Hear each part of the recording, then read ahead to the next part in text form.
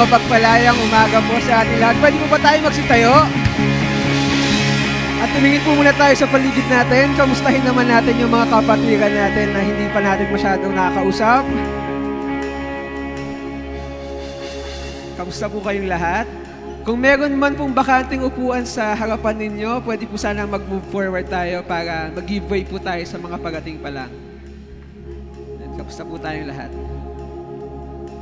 Amen. In the book of Matthew po, sinasabi na if we have faith as small as a mustard seed. Alam niyo po ba yung mustard seed? Yung pong buto ng mustasa. Sino ba dito nakita na ng buto ng mustasa? Kung gaano kaliit yung buto ng mustasa. Sabi sa Matthew, if we have faith as small as a mustard seed, we can say to that mountain, move, and it will move, and nothing will be impossible for us. Yan ang sabi ng Panginoon, walang imposible. We are worshiping a God who can make the impossible possible. So let's praise the Lord. Yes, Lord God, Heavenly Father, Lord, itinataas namin ang pangalan mo sa araw na ito, Lord God. Lord, maghari ka, Lord God, sa buhay ng bawat isang nandito, Lord God. At Lord, habang itinataas namin yung pangalan mo, Lord God, Lord, hayaan mong i-remind mo kami, Lord God, na Lord, ang imposible para sa tao, Lord God, Lord, ay posible para sa iyo. What is impossible for man is possible for you, Lord God. And Lord, we are worshiping, we are praising the God who can make the impossible possible, Lord God. Lord, this is all for you. In Jesus Christ's mighty name we pray. Amen and amen. Come on, let's sing to the Lord. Let's sing nothing is impossible.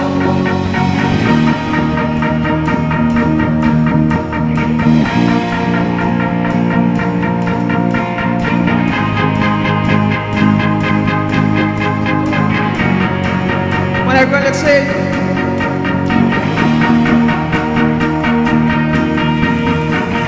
Through you, I can do anything. I can do all things.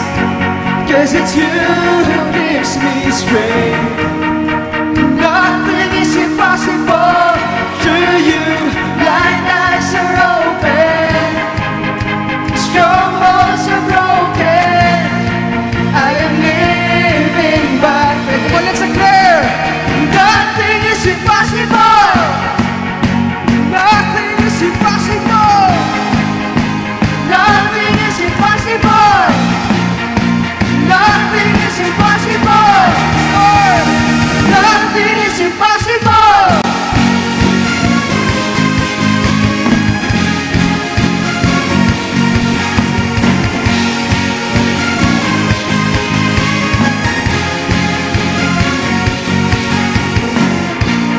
Not gonna live by what I see. Lord, living by faith and not by sight. I'm not gonna live by what I feel. But deep down I know that you're here with me. And I know that you can do anything. Let's say, through you I can do anything. Come on, church. I can do all things. 'Cause it's you who gives me strength. Nothing is impossible. Through you, blind eyes are open. Lord, strongholds are broken. I am living by faith. Nothing is impossible. Nothing is impossible. Nothing is impossible. Nothing is impossible. Nothing is impossible.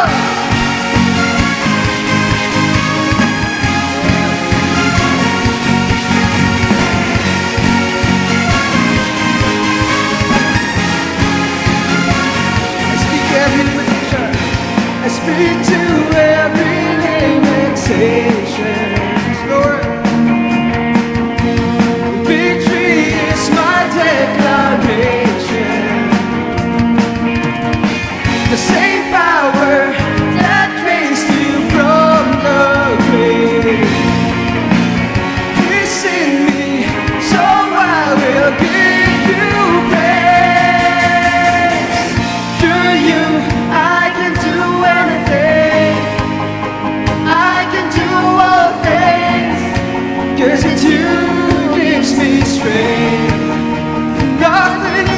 impossible. Through you, blind eyes are open, strongholds are broken. I am living by faith. Let's declare, nothing is impossible. Nothing is impossible. Nothing is impossible. Nothing is impossible. Nothing is impossible.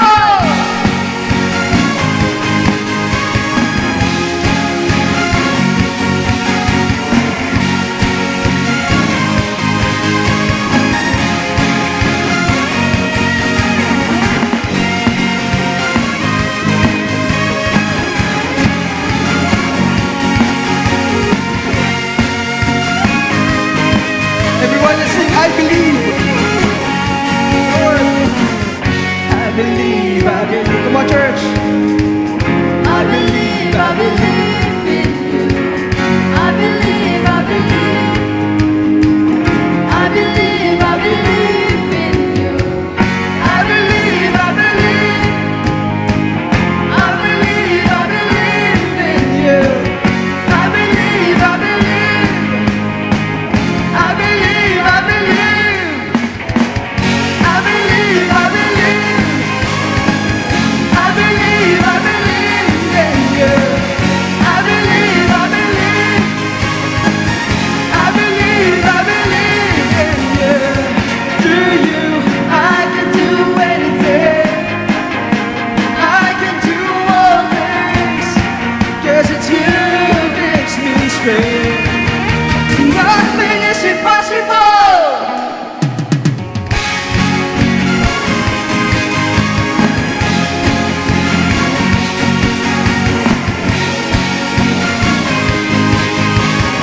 Everyone is saying, I believe. I believe, I believe. I believe, I believe in you. I believe, I believe. I believe, I believe in you. Yes, Lord God, we believe in you, Lord God. We believe that you are the God of the impossible, Lord God. Yes, Lord God, everything is possible for you, Lord God. We sing the song for you, Lord. Yes, Lord God. Yes, Lord God. Yes, Lord. Lord, you are the designer of the family, Lord God. And Lord, right now, Lord God, Lord, yung mga pamilyang nandito, Lord God, Lord, hayaan mo, Lord God, na as a family, Lord God, we will lift your name, we will worship your name, Jesus. As a family, as one family, Lord God, we will praise you, Lord God. As for me and my house, we will serve the Lord.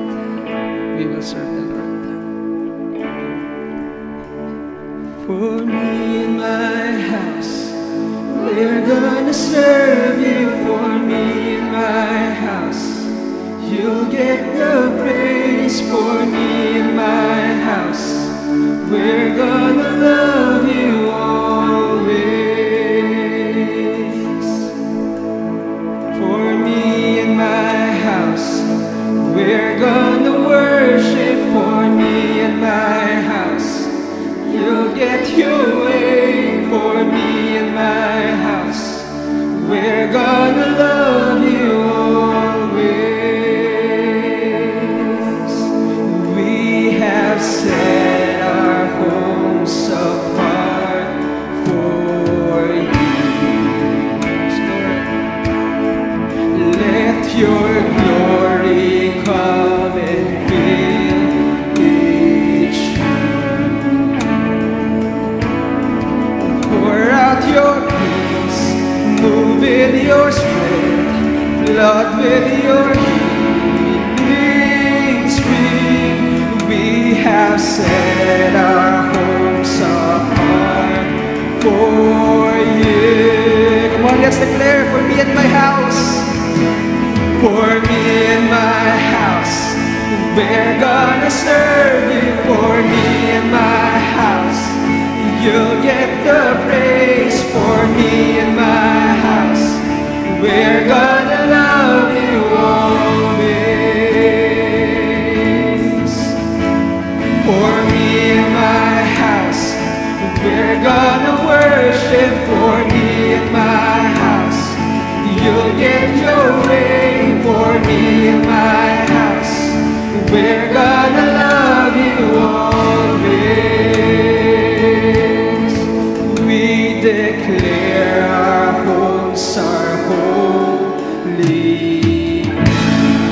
Yes, Lord. Sons and daughters are arising. Let the young sing, let the old ring, till joy has been released. We declare our homes are holy ground. Oh, for me and my house, we're gonna serve you. For me and my house, you'll get the praise. For me and my house, we're gonna love you always. Come on, everyone, let's declare. For me and my house, we're gonna worship. For me and my house, you'll get your way. For me and my house, we're gonna love you always. I speak to the enemy, you can't have my family, 'cause we belong to you, Lord. With heaven's authority, we take back our destiny, 'cause we belong. Yes, Lord, we belong to you. I speak to the enemy, you can't have my family, 'cause we belong to the Lord. Come on, let's proclaim. With heaven's authority, we take back our destiny, 'cause we belong to the Lord. I speak to the enemy. I speak to the enemy, you can't have my family, 'cause we belong to the Lord. With heaven's authority, we take back our destiny, 'cause we belong to the Lord. Yes, we belong. Yes, we belong to the Lord. For me and my house, we're gonna serve you. For me and my house, you'll get the praise. For me and my house, we're gonna love you always. For me and my house, we're gonna worship. For me and my house, you'll get your way.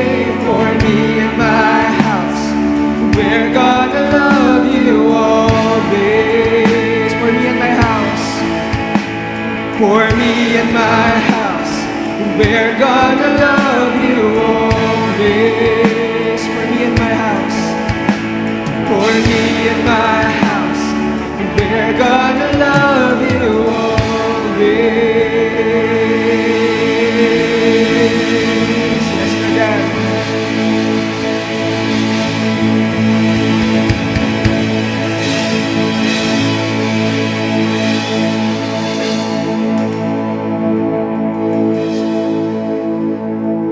I speak to the enemy, you can't have my family, 'cause we, come on, let's proclaim, especially the parents, let's declare this to our household.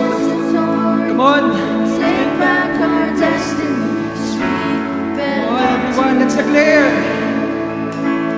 I speak to the enemy, You can't have my family, 'cause we belong to the Lord. with heaven's authority, we take back our destiny, 'cause we Belong to the Lord. I speak to the enemy, you can't have my family.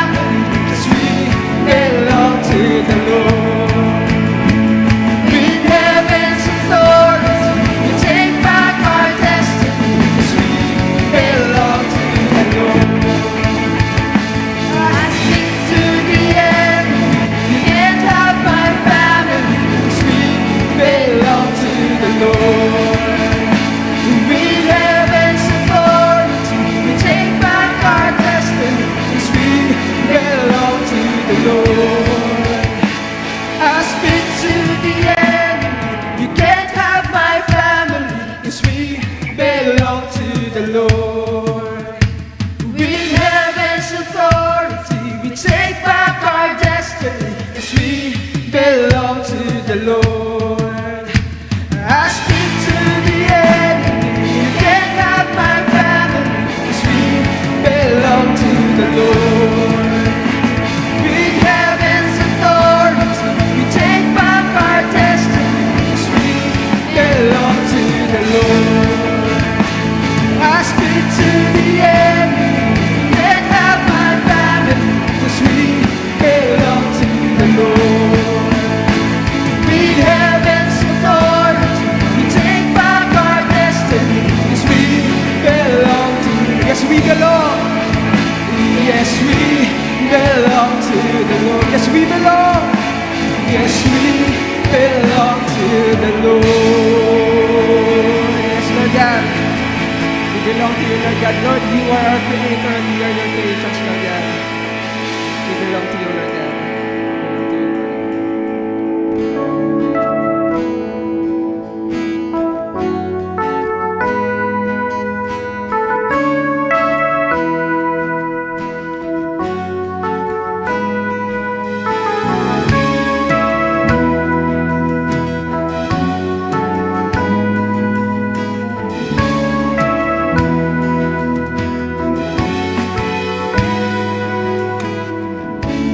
You said, ask and you will receive whatever you need. You said, pray and I'll hear from heaven, and I'll heal your land.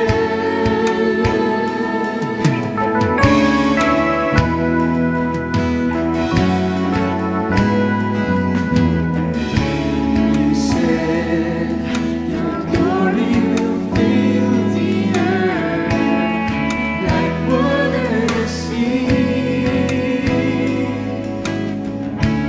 You said, lift up your eyes, the harvest is here, the kingdom is near. You said, ask and I'll give the nations to you. Oh Lord, that's the cry of my heart. Distant shores and the islands will see your light as it rises on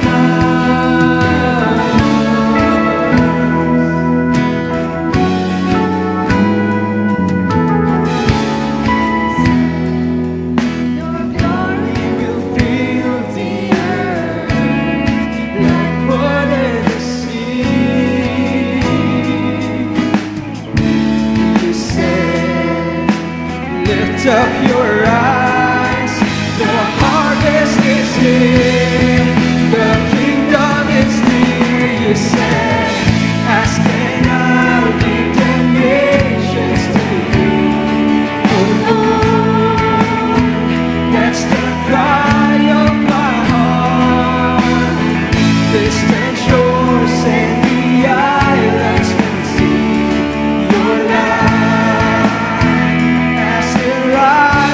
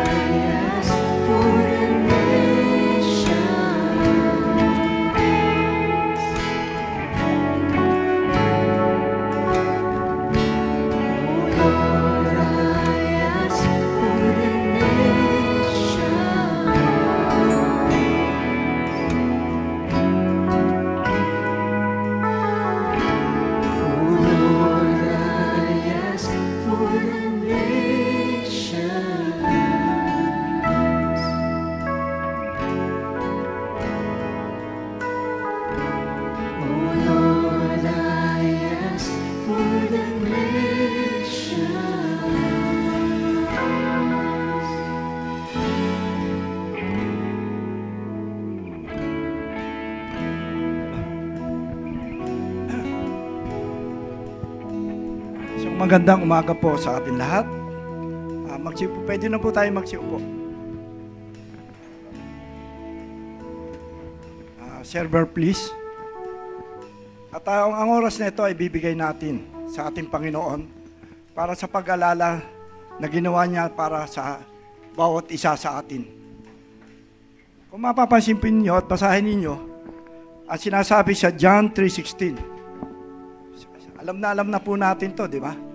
Sapagkat gayon na lamang ang pag-ibig ng Diyos sa sangkatauhan, kaya't ibinigay niya ang kanyang kaisa-isang anak upang ang sino man sumampalataya sa kanya ay hindi mapahamak, kundi magkaroon ng buhay na walang hanggan. Ano po napansin natin? Palasak na sa atin itong word na to. For God so loved the world. So loved the world.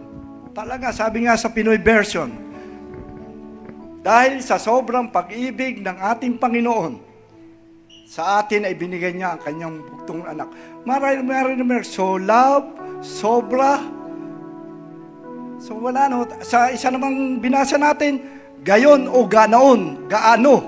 Hindi natin makakuha sa puso natin kung gaano tayo kamahal ng Diyos, di ba?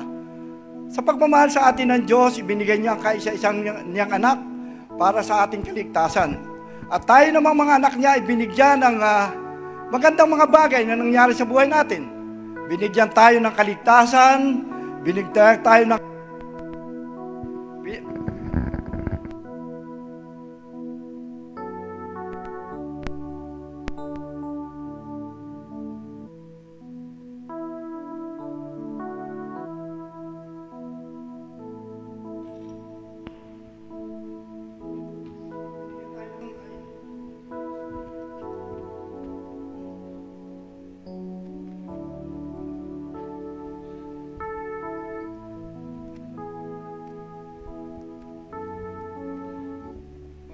atin ng Panginoon yan.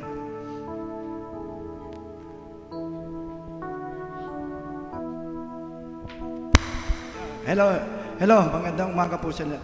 Dahil nga sa pag-iibig ng Diyos sa atin, binigyan tayo ng mga katangian. Sabihin natin katangian ng isang manampalataya. Ang unang-una ay binigyan tayo ng karunungan, binigyan tayo ng takot sa gawa ng masama. Hindi tayo natatakot sa Diyos. Matakot lang tayo sa Diyos kung may ginawa tayong hindi karapat-dapat sa pinag-uutos niya. Binigyan tayo ng karunungan para saliksikin natin ang ating banal na kasulatan. Binigyan tayo ng kaligtasan ng ating Panginoon. Kaya ganaon na lamang at sobrang pagmamahal ang binigay sa ating mga Kristiyano o mga tinuturing na anak ng Diyos. Dahil sa pag-ibig niya, tayo ay tinubos sa kanyang ating kasalanan. Kaya wag nating kaligtaan ang tumawag sa kanya. Lagi nating ipalala at pasalamat ang magandang bagay na binigay sa ating buhay. Kaisa-isang anak. Napakahirap mawala ng isang anak. Hindi po ba? Pero sa ating Panginoon baliwala yun. Dahil labang para sa kaligtasan natin. Manyari pong hawakan natin ang tinapay at kainin po natin at uminom po ng sasaro. Magawa ka po tayo ng kamay at tayo po'y manalangin para sa ating Panginoon. Magawa ka po tayo ng kamay at lahat po ay tumayo at tayo mananalangin. Panginoon, Diyos ng makapangyarihan sa lahat, nandito ang mga anak mo, Panginoon. Hawak ang kamay ng bawat isa. Nagpupurit, nagpapasalamat sa ginawa mo sa aming buhay. Salamat, Panginoon, sa pangako at kaligtasang ibinigay mo sa bawat isa sa amin. Panginoon, patawarin mo kami sa nagagawa naming kasalanan, maging ito'y salita o sa gawa, Panginoon. Nagpapasalamat kami, Panginoon, sa mga pangako mo sa amin, na alam namin na matutupad ang makakamtaw namin, Panginoon, habang kami ay nabubuhay sa mundong ito. Panginoon, patawarin mo kami sa kasalanan na nagagawa namin, maging ito'y pisikal, material, at lalo-lalo na, Panginoon, sa spiritual, Panginoon, na gawain. Muli, Panginoon, ang kadakilaan mo, ang dapat naming isapuso. Ang pagmamahal mo, Panginoon, ay dapat suklian din namin ng iyong pagmamahal. Panginoon, muli kaming humihingi ng pag-iingat at pagpapala sa bawat isa namin.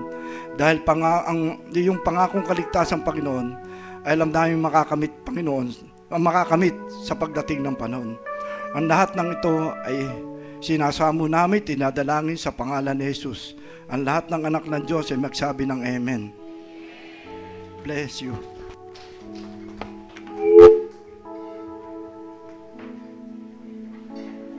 Pwede na po tayong umupo. Hello everyone. Yan. For our announcement, no? Alam nyo ba na 8th anniversary ng CCMB ngayon? So,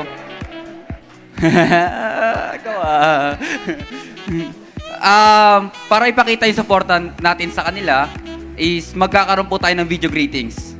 So, ayun. Okay na. Ito po, ipa-flash po natin ito po yung sasabihin natin. Happy 8th anniversary CCMB. Kayo nga po.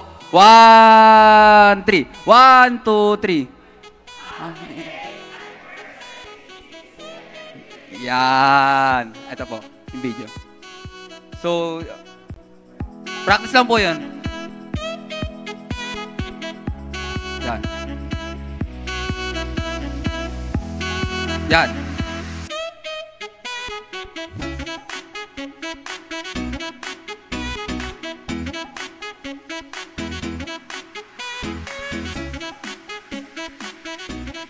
Yan. Iti po kayo para kita po kayo sa camera. Dito ka sa gitna mo pa. Para sa gitna.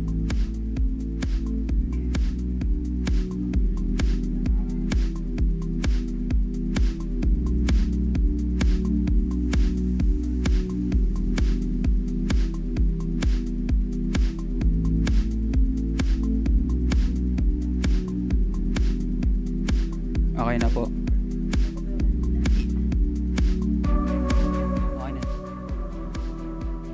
Okay, game.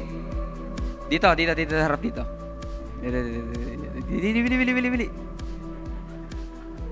Okay, game. 1, 2, 3, go.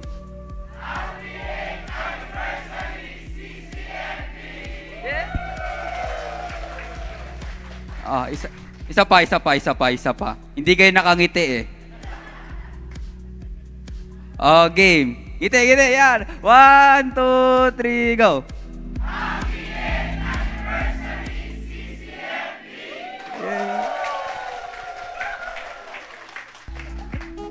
Yan, nice one.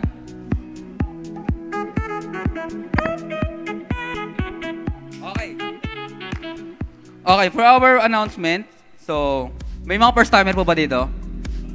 Saan? Yan. Ay po. Ito po mga first timer nila, palapakan mo natin sila. So, nakita niyo yung drummer kanina? Si Kuya Maynard yun, ang pagbabalik. Palapakan mo si Kuya Maynard. Yeah, welcome back po, Kuya Maynard! So, second, September birthday celebrants, no? Si Kuya Kit. Yan, happy birthday, Kuya Kit. Kuya Kit, si Ate Be. Happy birthday. Si Ate Dana. Si Dr. Ding, si Mama Tela, si Kuya Enar, ayan, Kuya Enar, happy birthday, Kuya Enar! Si Kuya Noel, tsaka si Ate Victoria. Happy birthday po sa kanila. Yun. Okay na po. Okay, sa live class natin na ginagawa natin, nasa ano na po tayo? Week 7. Ang topic natin is Your Decisions Define You. So, punta po kayo. Maganda po yung mga topic natin doon. After netong, di ba, ng service. So, yun. Mga hapon po yun. And the next one is, may event po ang YG.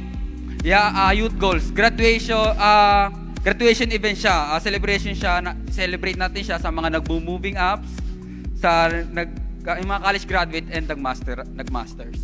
So, yan. Ayun po.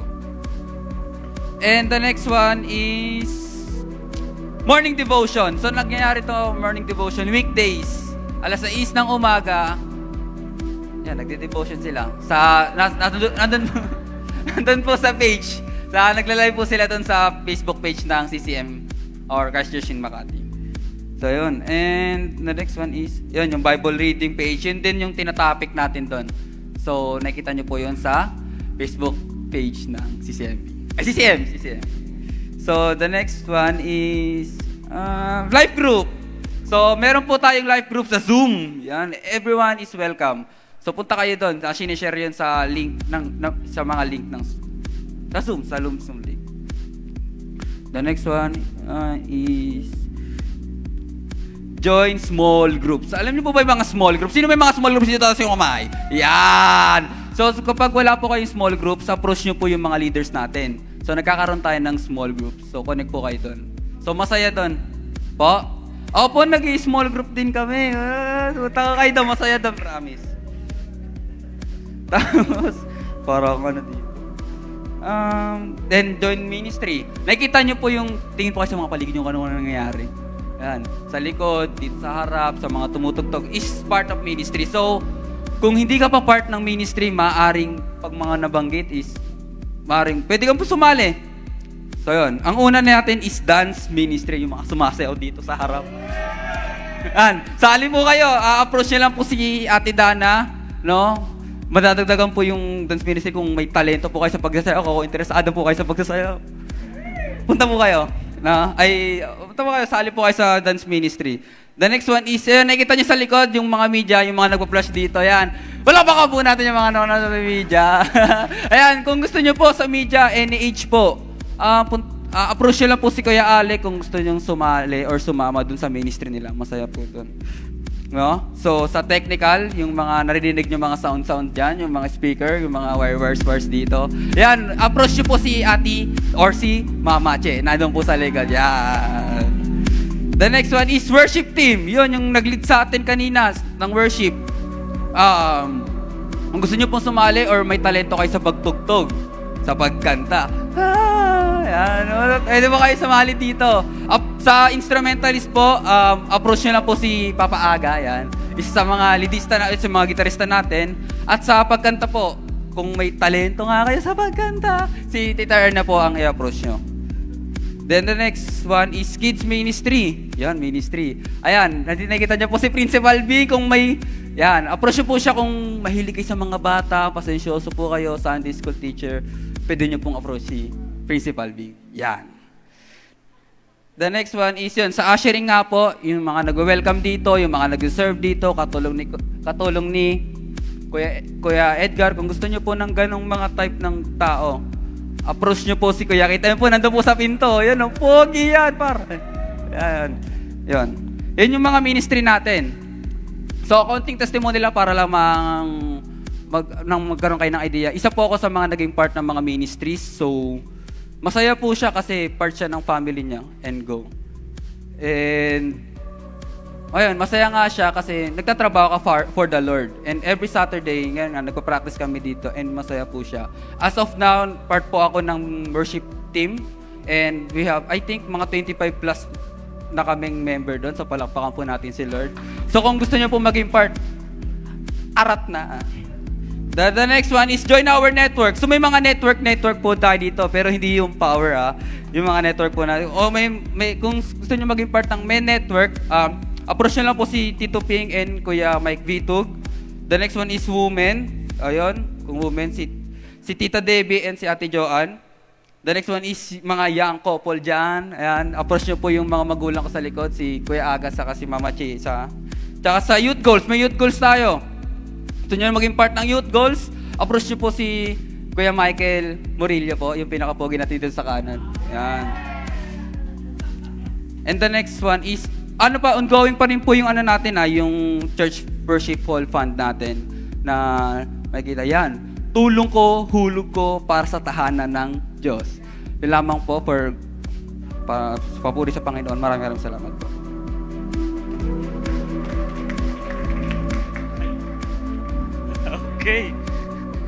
Okay, para sa ating closing prayer, let's stand.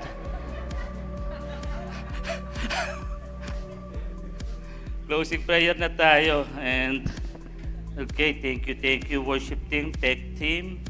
Maraming salamat for setting the atmosphere of worship.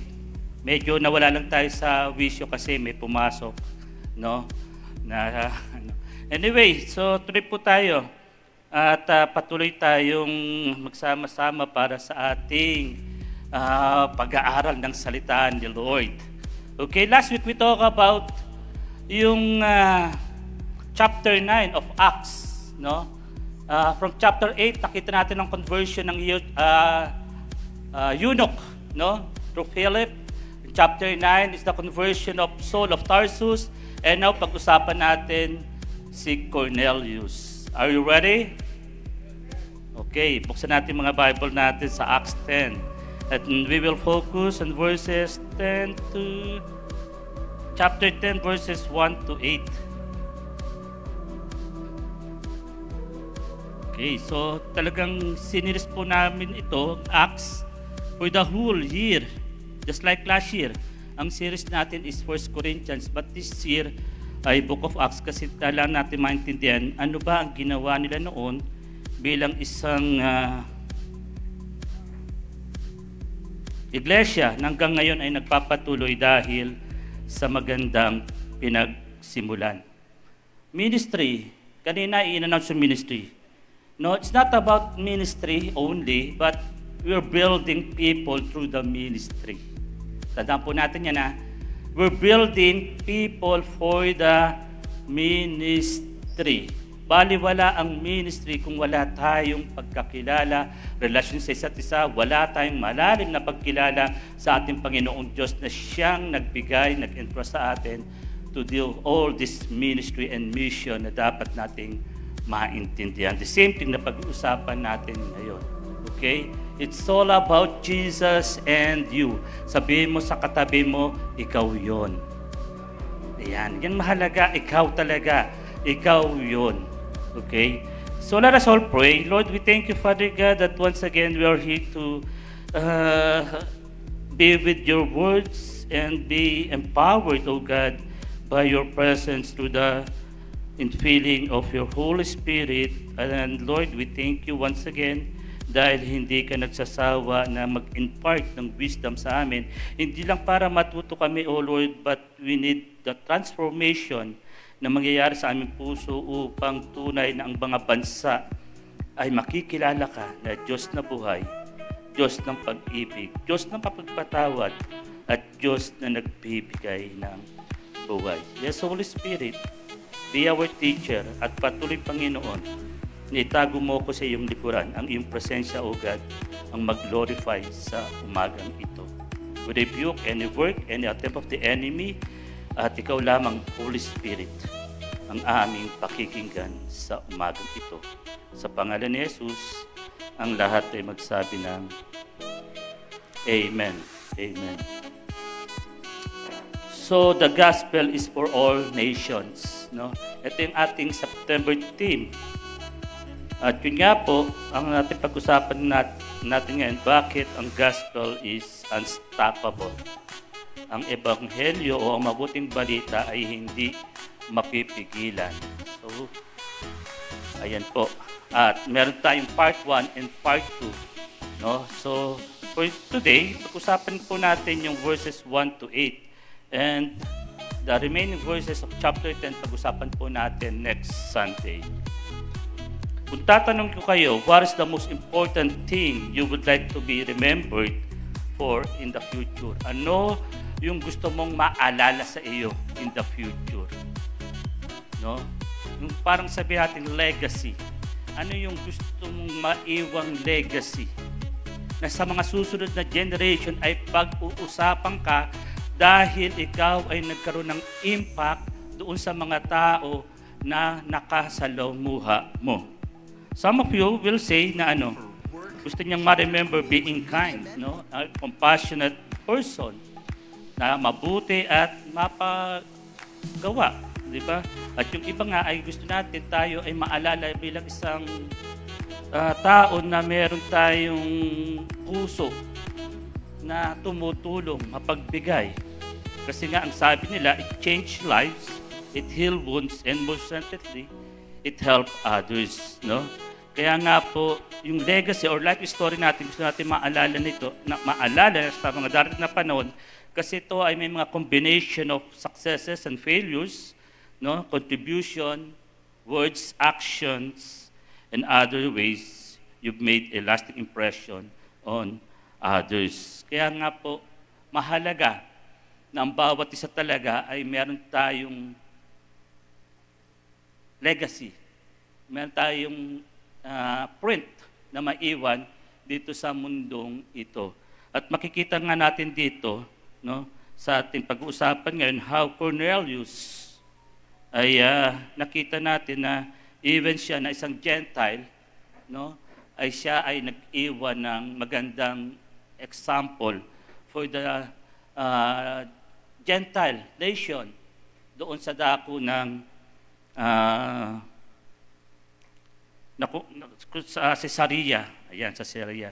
So for our takeaway, anong sabi dyan? Please forward ng ating sabay-sabay, 3, 2, 1.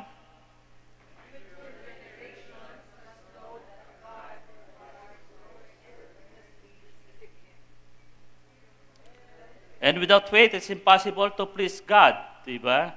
Because anyone who comes to Him must believe that He exists and He rewards those who earnestly or diligently or sincerely seek Him. Okay? Ang mga lumalapit sa Kanya ay dapat maniwalang may Diyos na nagbibigay ng gantimpala sa mga taong humahanap sa Kanya. Ito yung gusto natin na maging legacy. No? Na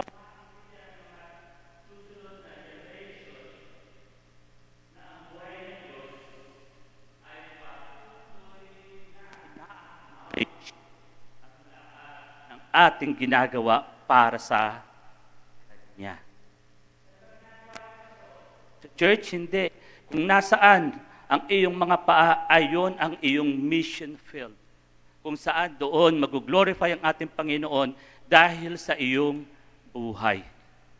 No? Dahil sa iyong buhay, hindi dito sa church, kundi sa labas. Kasama mo ang iyong mga co-employee, yung iyong mga kaklase sa school, yung mga kasama mo sa bahay, sa community, yung mga empleyado mo, kung ikaw ay may negosyo. Ito ang gusto natin mangyari at makita na lahat sila ay magkakaroon ng paniniwala sa ating Diyos. Tignan natin ang istorya ni Cornelius sa verse 1 and 2. Okay? Ang sabi ron, may isang lalaki na taga Caesarea. Cornelius ang pangalan niya. Kapitan siya ng isang grupo ng mga sundalo na tinatawag na batalyon ng Italy. Religious siyang tao, sumasamba siya sa Diyos, pati ang buong pamilya niya. Tumutulong din siya sa mga mahirap na Diyos at lagi siyang nagpe-pray sa Diyos. So, anong pagkakilala natin kay Cornelius? Okay? Siya ay God-fearing Gentile. A Roman captain, soldier, no? At siya ay namamahala, no? Under his command is a 100 soldiers, army. No? Centurion din siya. Okay? At nakita natin dito sa Caesarea, ito ay isang probinsya na sakop ng Roman government. Ito ay nasa baybay ng Mediterranean Sea at ito ay sakop din ng probinsya ng Judea, itong Caesarea. So, ang Roman governor ay nandito, ang headquarters niya nandito sa province of Judea. Pero ito nga si Cornelius, nabasa natin dito, siya ay isang Gentile na, anong sinabi roon, ay devout man, a religious man. Kung siya ay devoted sa ating Panginoon, kung siya isang relihiyoso, ligtas na kaya siya? Pag-usapan natin. Okay? Ano pa? Siya rin ay sinasabi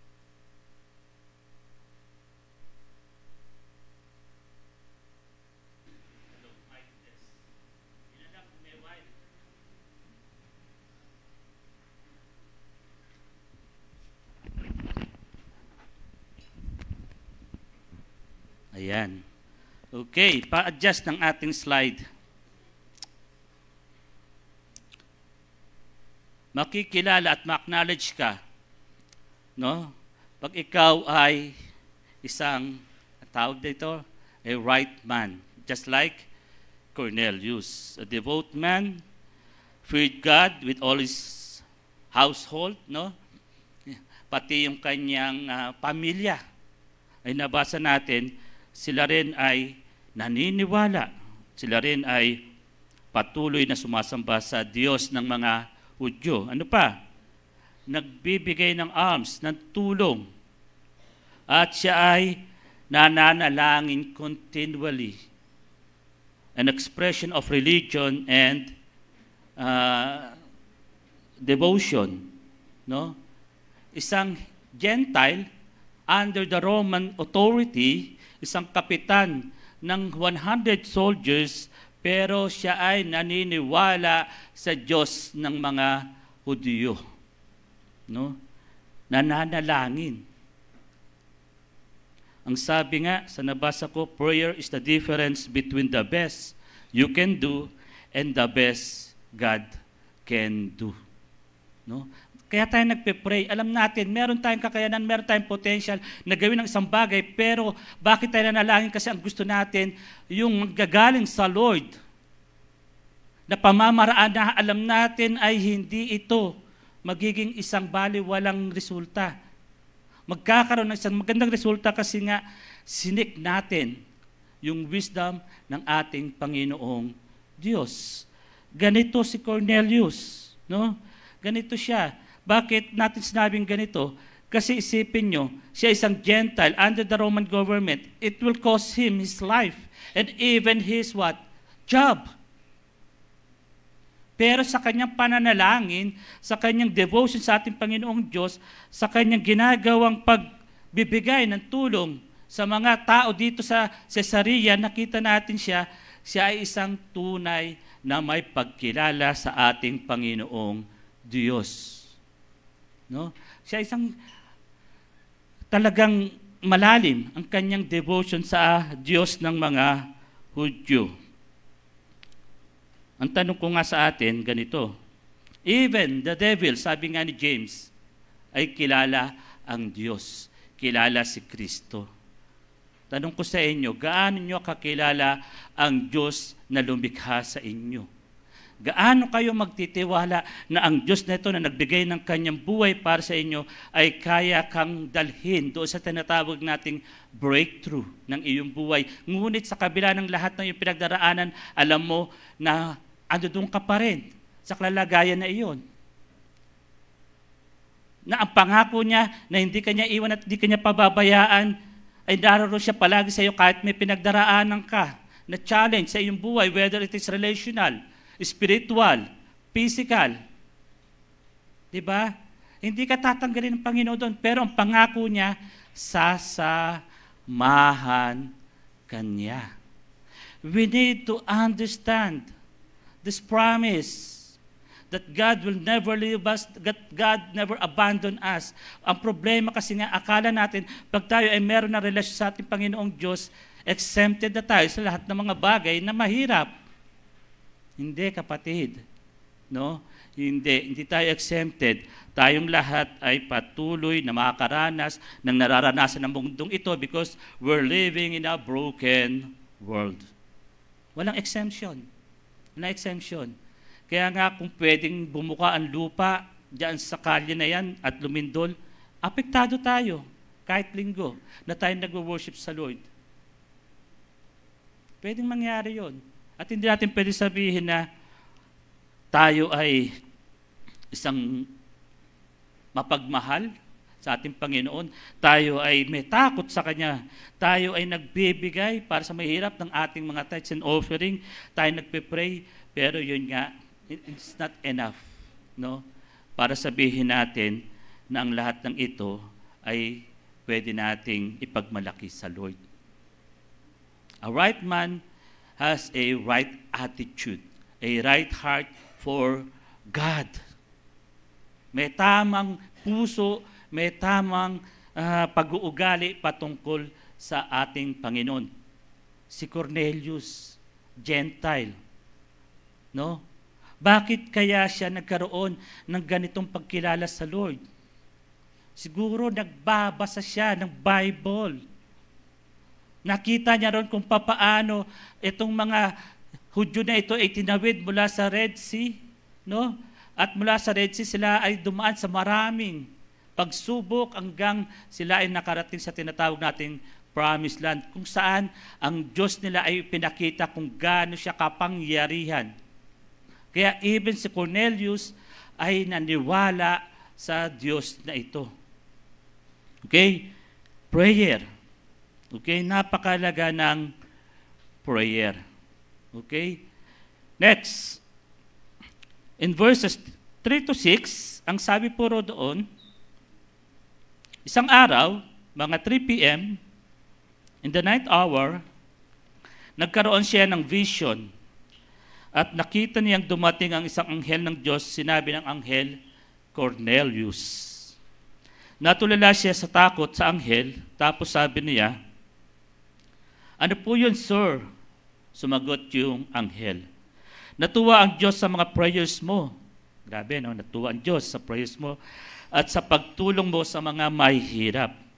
Magpadala ka ng mga tao sa Joppa at ipahanap mo ang isang lalaki na si Simon Peter ang pangalan. Nag-stay siya sa bahay ni Simon, yung nagbibilad at gumagawa ng leather, nakatira malapit sa dagat. So one day, habang siya ay nagpe-pray, no? Sabi 3 p.m., talagang si Cornelius ay na-adapt yung Jewish ritual. 3 beses sa isang araw, nagdadasal ang mga Hudyo. 9 a.m., 12 noon, and 3 p.m. Okay? 3 p.m. nagdadasal siya, merong dumating na bisita. Isang pangitain, isang vision, isang anghel na tinawag ang kanyang pangalan. At ang sabi niya, kailangan may padala ka doon sa bayan ng Joppa. Joppa is mga 30 miles doon sa baba ng Caesarea. No? Sa baba ng Caesarea, so pwedeng lakbayin, 30 miles. At ang sabi, hanapin mo si Peter doon na naninirahan din sa isang pangalang Simon na tanner, okay? Bibilad ng mga balat ng hayop para gawing tent, gawing bag, no? Gawing mga leather. So, bakit si Peter na isang disipulo ni Kristo, na isang devout Jew, ay nakituloy dito sa isang tao na kapangalan niya na Simon na nagbibilad ng balat? Bakit doon siya nakituloy? Palagay nyo. Ano ang significance nung, pwede natin basahin ito na parang simple lang. Pero ano ang significance, bakit doon nakatira si Peter? Diba? Pag ikaw ay humawak sa patay na hayop, you are unclean. Hindi ka pwedeng makisama sa maraming tao. Hindi ka pwedeng makipag-party. Yung tinuluyan niya ay yun ang hanap buhay. Pumatay ng hayop, kunin yung balat at ipatuyo at gamitin sa maraming mga bagay. So dito palang nakikita natin, si Peter ay nagkaroon na ng kaalaman patungkol sa freedom in Christ. No? Parang dito palang nakikita natin si Pedro na siya ay tumatalikod na doon sa mga paniniwala ng mga Hudyo dahil sa ginawa ng mga Pariseyo na maraming utos, maraming bawal. Diba? At nakita natin dito, unti-unti, maski si Peter ay nabubuksan niyang kanyang mata na siya ay hindi nasakop ng batas.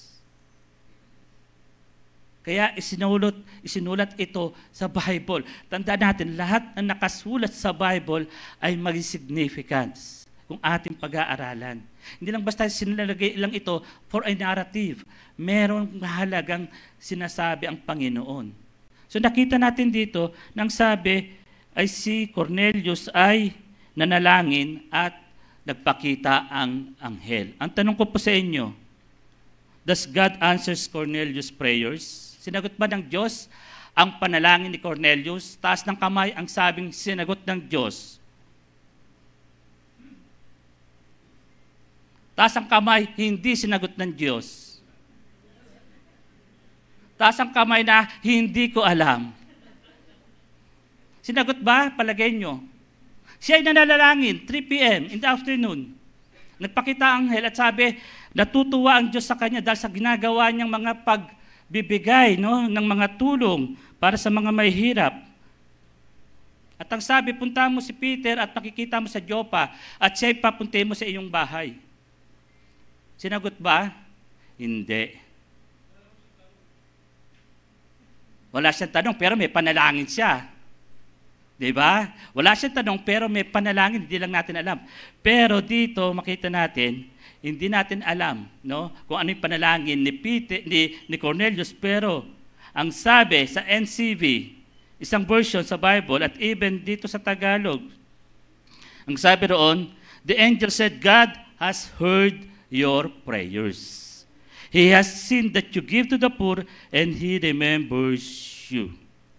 So God sent an angel through a vision and He gave Cornelius some instruction. So, hindi sinasagot pa ng Diyos ang panalangin ni Cornelius. Kailan sinagot? Next Sunday, malalaman natin. Pero for sure, narinig ng Diyos kasi nagpadala ng anghel at binigyan siya ng memorial. Alam natin pag memorial parang patay na. In this case, memorial ng isang tao na talagang gumagawa ng mabuti para sa mga anak ng Diyos, na ito ay na-appreciate ng ating Panginoong Diyos at may ginagawin siya para kay Cornelius. Kaya bibitinin ko muna kayo. Kaya nga sa Sunday, meron itong part 2. So, nagbigay ng vision ang ating Panginoong Diyos through an angel at nagbigay ng instruction. Okay? At hindi kilala ni Cornelius, sino ba itong Peter na ito? Hindi niya kilala, pero alam niya na siya ay inuutusan ng Diyos na magpadala ng tao para sunduin si Peter at dalhin sa kanya. A right person needs a right information. Kaya tayo minsan naguguluhan sa ating mga buhay kung kani-kanino tayong humihingi ng mga information. Kung saan tayo nagsisik ng wisdom. At ang problema, pag hindi natin na-validate kung saan galing iyon, we tend to what? We tend to magmamalaki tayo na nabasa ko, pero teka muna, saan galing yan? Gaano ka reliable yung iyong napagkunan. Kaya makita natin dito, through a vision, a right information leads to a clear direction. Maghanap tayo ng mga tamang tao, makinig tayo sa kanila.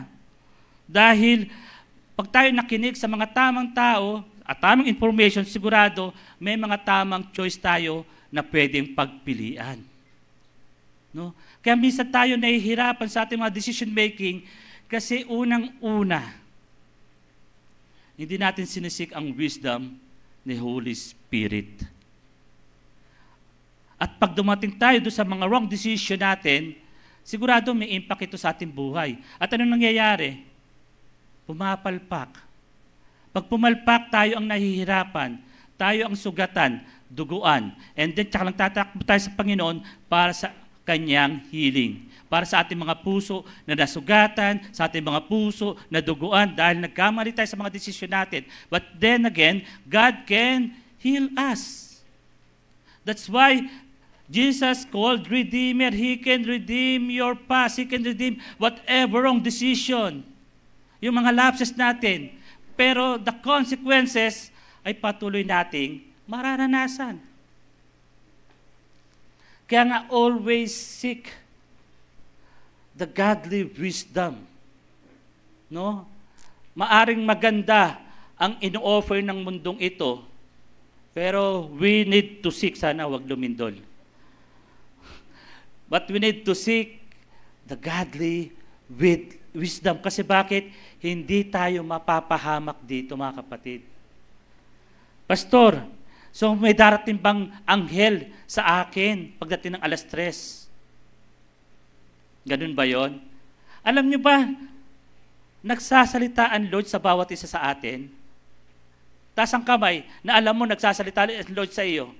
Sa pamamagitan ng ano? Sa pamamagitan ng ano? Ng Bible, ng ano pa? In your thoughts. Pag nag-iisip ka, may pumapasok sa iyong mga isipan. God is telling you to do this, to do that. God is instructing you to, di ba? Kaya nga, napakahalaga po yung ating kinocultivate na discipline of quiet time. Reading the Bible, di ba? And God will talk to us in our thoughts. Basta may pumapasok sa mga thoughts mo eh, na alam mo na ang Diyos ang ano, ang nagsasalita. Di ba? Kaya mahalaga po na makita natin, pag meron tayong right information at nakikinig tayo sa right voice, we will have this right connection. And this right connection will reach us to a right destination. Kasi nga, ang gusto ng Diyos, John 10:10, the thief comes to steal, kill, and destroy, but I have come to give your life to the full. Bakit hindi natin nararanasan ang life to the full? Kasi nga, hindi natin nakapapakinggan yung tamang boses. Ang lagi napapakinggan natin, mga boses ng mga asawa natin. Kaya ang gulo ng buhay.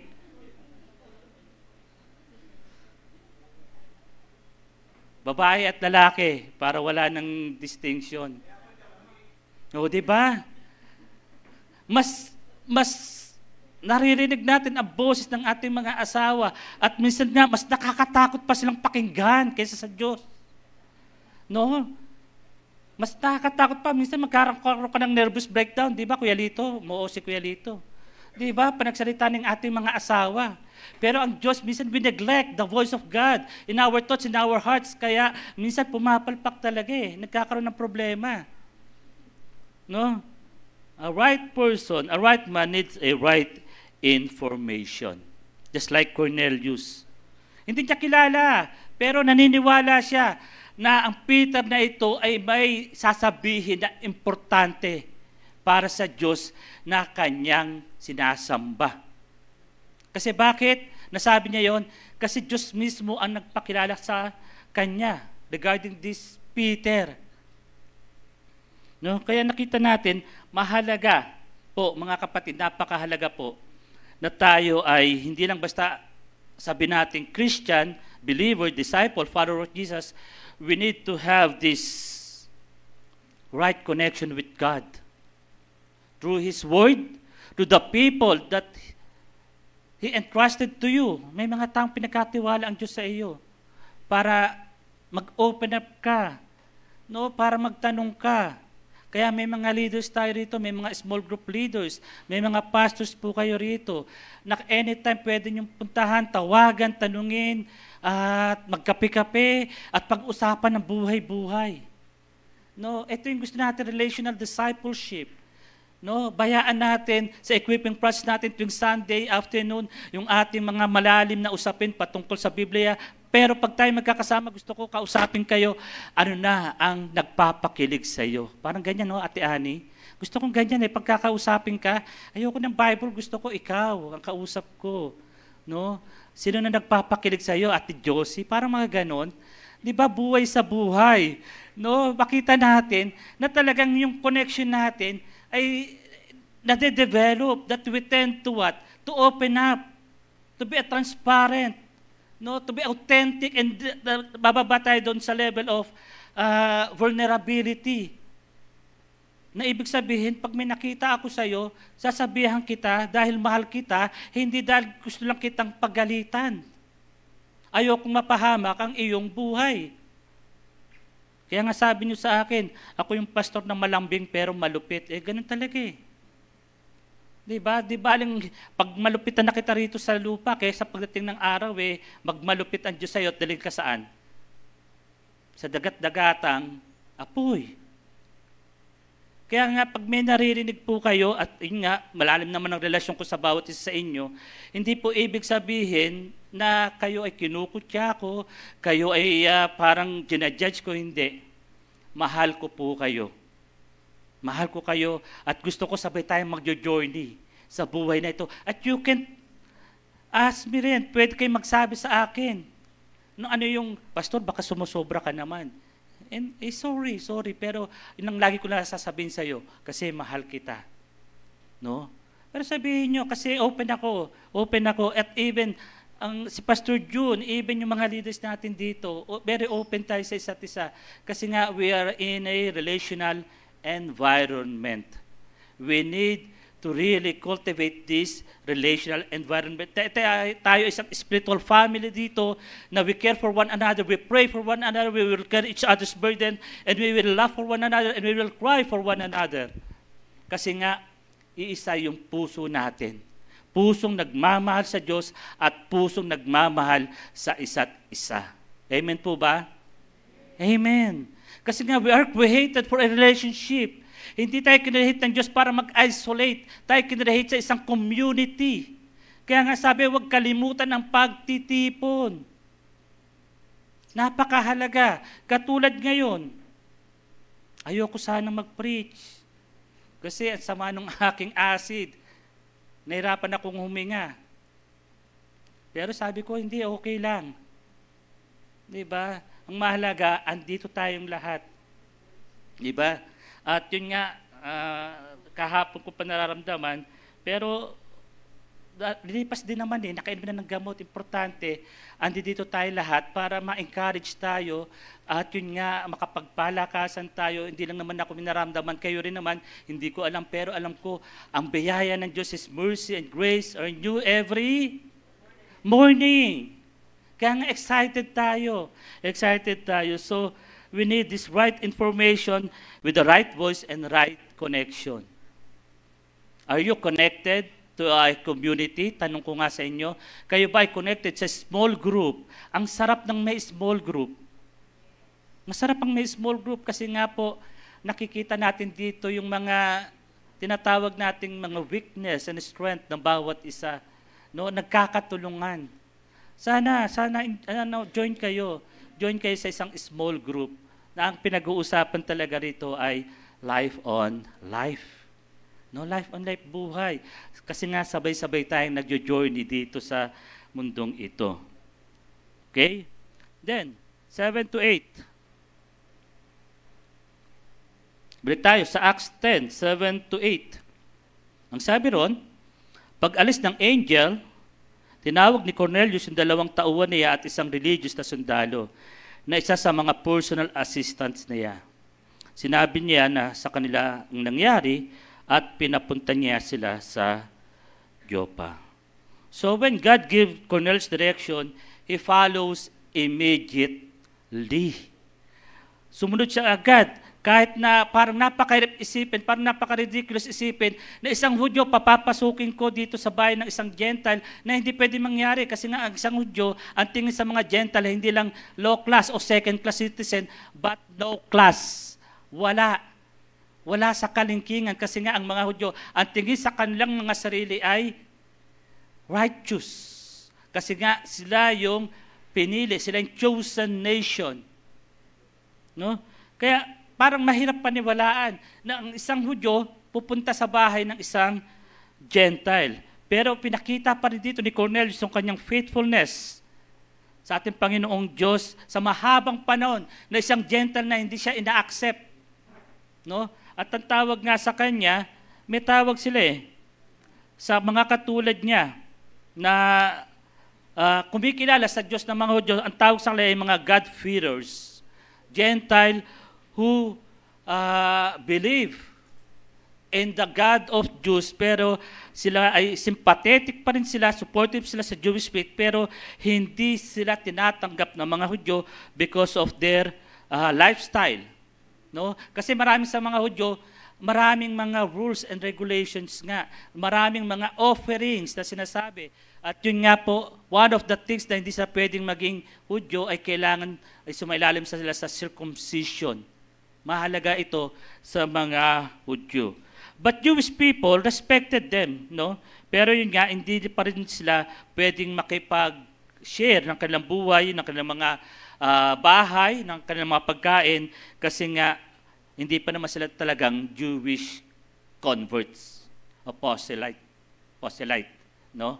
So, kahit halimbawa tayo, naniniwala tayo kay Jesus, sa Panginoon, o Diyos ng mga Hudyo, pero hindi ka pa rin pwede pumasok sa bahay ng isang Hudyo. Kasi kailangan ka nang dumaan sa maraming proseso na ikaw ay maging katulad nila.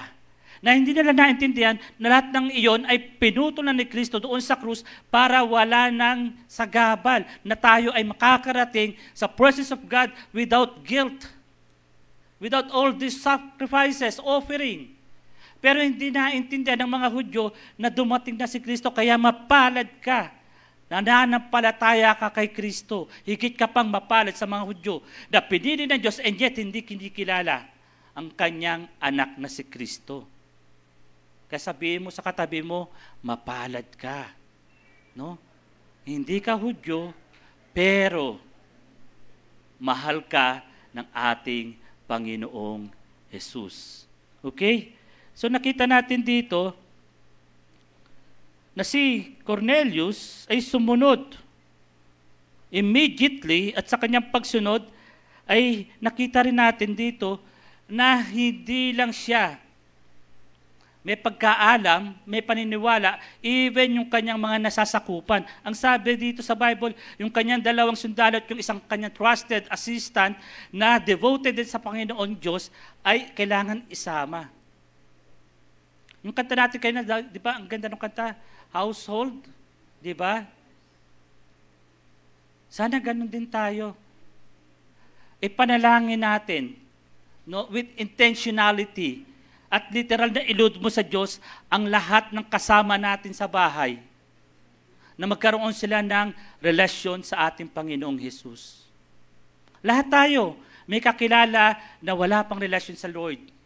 Lahat tayo, kamag-anak, kaibigan, mga katrabaho, literal na iluhod natin sa panalangin. No? Para nang sa ganun, hindi lang tayo magkakaroon ng reunion dito sa lupa, kundi saan? Sa langit. Magkikita-kita tayo ron. Yung ating worship kanina, tatalunin nyo pagdating sa langit. No? Walang sinabi mga instrumentalist natin dito pagdating doon. Mga harps, flute, no? Kompleto. String instruments, ando doon. Mga anghel. Hindi ko alam pa paano kaya yun. Habang lumilipad sila, tumutugtog, Kuya Mike. Ha? Nards? Paano kaya yun? No, halimbawa yung drums ni Nard, ni Maynard. Paano kaya pag tumutugtog yung mga anghel ng drums doon? Nahalipad kaya sila? Kaya nga exciting eh. Nabivisualize nyo ba yung langit? Ako lagi kong binivisualize ang langit. No? Ang sabi, ang lalakaran ay path of gold. Tapos dito, we exert effort to find that gold. Searching the gold. Pero sa langit, ang gold ay nilalakaran lang. Semento lang pala, espalto lang pala yung gold. No? Lahat ng ating effort, lahat ng ating kalakasan ay binibigay natin searching for that gold. At the end of the day, nasaan ng gold na ito? Wala. Pero hindi ko sinabing huwag kayong mag-search ng richness ng mundong ito. Pero minsan ang problema, yung priority. Sayang, pastor, pag Sunday, double pay. Diba? Double pay pag Sunday. Kasi, pastor, pag Sunday, yun yung maraming customer kasi sila yung walang trabaho, so pupunta sa aming shop, sa aming mga tindahan. Naglakas ng loob na ba kayo na isarado nyo ang tindahan nyo pagdating ng Sunday?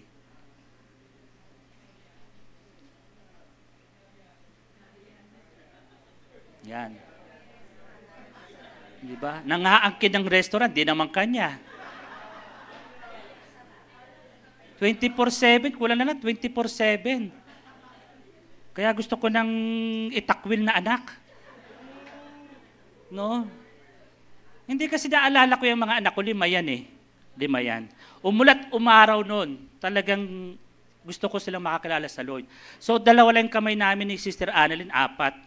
So dalawang kami, 2 anak ang hawak-hawak namin. Sobra ng isa kasi 5 anak namin. Yung si Aga yung tumutugtog dito kanina, o Aga, kapit sa bulsa ni Papa, dito kapit. So 3 ang kahatak-hatak ko. Tapos si Sister Annalyn may 2 bag, may 2 bata. Bakit? Di ba? Bakit kailangan ipaliwanag ko? At sa kanilang paglaki makilala nila merong Diyos. Kasi hindi ako habang buhay makakasama nila. Pero I know mawala man ako sa mundong ito, meron silang Abba Father na can replace me. Yung kanyang kondisyon ng pagmamahal ay hindi matatawaran. Anytime mawawala ako. Pero nananampalataya ako yung aking Diyos magiging Ama sa aking mga anak. Sana ganun din tayo. Ganun din tayo. Mahalaga po yung connection natin sa Panginoon. Kaya ako nalulungkot. Kaya yung anak ko na yan, talagang sabi ko, ultimatum ka na sa akin. Hindi kasi, alam nyo, burden ng isang magulang na hindi makita ang anak na sumasamba sa Diyos. Diyos na nagbigay ng lahat ng meron tayo. Diyos na nagsustain kung bakit tayo nakapagtapos. Diyos na hanggang ngayon patuloy na binibigyan tayo ng kanyang habag at awa, nabubuhay tayong masaya, nabibili natin mga gusto, malulusog tayo, and yet wala tayong panahon pagdating sa Kanya. Please, kilalanan natin ang ating Diyos. We really need to love Him, to serve Him, and to trust Him. Kaya po, mahalaga itong pinag-uusapan natin that the gospel is unstoppable. Hindi lamang binigay ng Diyos ang kanyang sarili para iligtas ka. Binigay ng Diyos ang kanyang sarili para gamitin ka mightily for all this nation to come into the presence of God. Kasi mahal na mahal ng Diyos ang kanyang nilikha. Kasi kung gusto ka lamang iligtas ni Lord, nung ako nagbaptize sa iyo, nilunod na kita. Total, ligtas ka naman eh. Lunurin na kita. No? Kesa naman mapariwara ka pa. At ang totoo, marami pang napariwara kung kailan nabaptize. Maraming nawala. Bakit? Nasilaw, no, ng ino-offer ng mundong ito. Parang yung isang seed, binhi na, ang sabi doon sa 4 na kind of soil, na punta doon sa stony, no, sa batuhan. Pero dahil walang lupa, namunga, pero pagdating ng mga pagsikat ng araw, natuyo. Kasi walang foundation. Kaya tignan natin na mahalaga, no, na ang bawat isa ay kailangan sumunod sa ating Panginoong Diyos. Bakit? Bakit kailangan natin sumunod sa Panginoong Diyos? Delayed obedience is disobedience. Mga mami, tignan niyo yung mga anak niyo. Tignan niyo yung mga anak niyo o kasama niyo. Parang sila lang, Diba? Pag inutusan, anong laging sabi? Ang daming dahilan. Diba? Ang daming dahilan. Mga anak ng paniki. Ano yung anak ng paniki? Ba't ako? Ba't ako? No, bakit ako? Ba't ako? Pag inutusan. Hindi mo pala anak pala ng paniki. Ba't ako? Alam niyo, may pinag-usapan kami nung Thursday. Buksan niyo yung Bible niyo sa John. John chapter 2. Dali. Ano lang,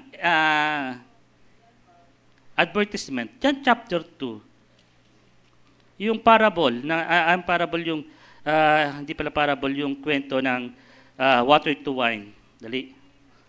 Basahin natin. Di ba ito yun? Yan. Water to wine. Pwede ba verses 3 tsaka 4? Kasi biblical tong ba't ako. Sabi natin lahat ng pinag-usapan natin magagaling sa Bible because the Bible is the final authority when it comes sa Word of God, not only the Bible. So, chapter 2, verses 3 and 4. Ang sabi rito, nang maubos ang alak, sinabi ng nanay ni Jesus sa kanya, wala na silang alak. 4. Sabi ni Jesus, Nanay, hindi pa ngayon ang time ko, hayaan niyo na lang po ako sa gagawin ko. Sagot ni Jesus. So in modern time, parang sinasabi ni Jesus dito, ba't ako? Diba? Bakit ako? Kasi sabi ng nanay niya, Jesus, wala nang alak. Sila ay nasa kasalan. So sinagot naman siya ni Jesus, Nanay, hindi pa ngayon ang time ko. So sa modern world, ang sabi ko nga, ito yung phrase na, ba't ako? Kaya pag tinanong ako kayo, kung saan nyo nakita yon, biblical yan, John 2, verses 3 and 4. Yan. I-highlight nyo sa Bible nyo. I-highlight nyo, lagyan nyo ng highlight. But ako, ayan o, tignan mo. Ang sabi, when the wine has gone, Jesus what said to him, they have no more wine. Para bang inuutusan ng kanyang nanay si Jesus, gumawa ka ng wine kasi nakakaya.